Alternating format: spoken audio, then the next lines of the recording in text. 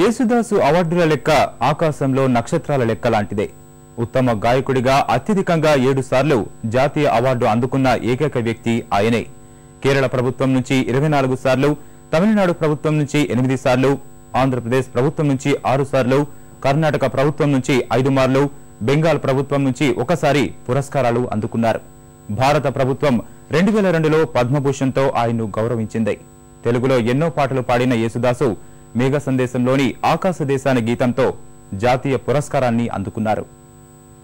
ఆకాశ దేశాన ఆషాఢ మాసాన మెరిసేటి ఓ మేఘమా, మెరిసేటి ఓ మేఘమా,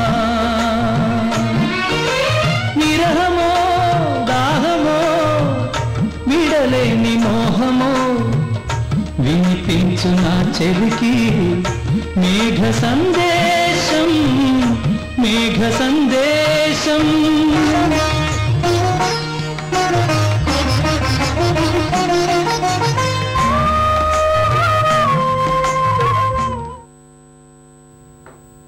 యేసుదాసు అనగానే చాలా మందికి అయ్యప్ప పాటలే గుర్తుకు వస్తాయి. శబరిమలలోని స్వామివారి మేలుకొలుపు దగ్గర నుంచి పవళింపు సేవ వరకు యేసుదాసు పాటకే ప్రాధాన్యత.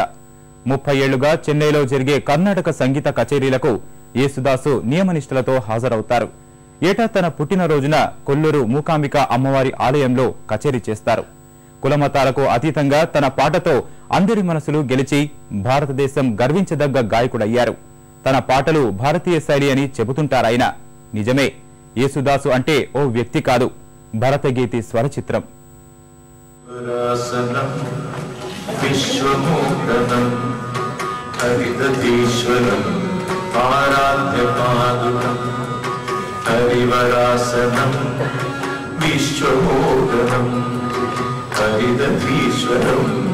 ఆరాధ్యతాదుకం హరివిమంతనం నిత్యనంతనం హరిహరాత్మకం దేవమాశ్రయే శరణమయ్యప్ప స్వామి శరణ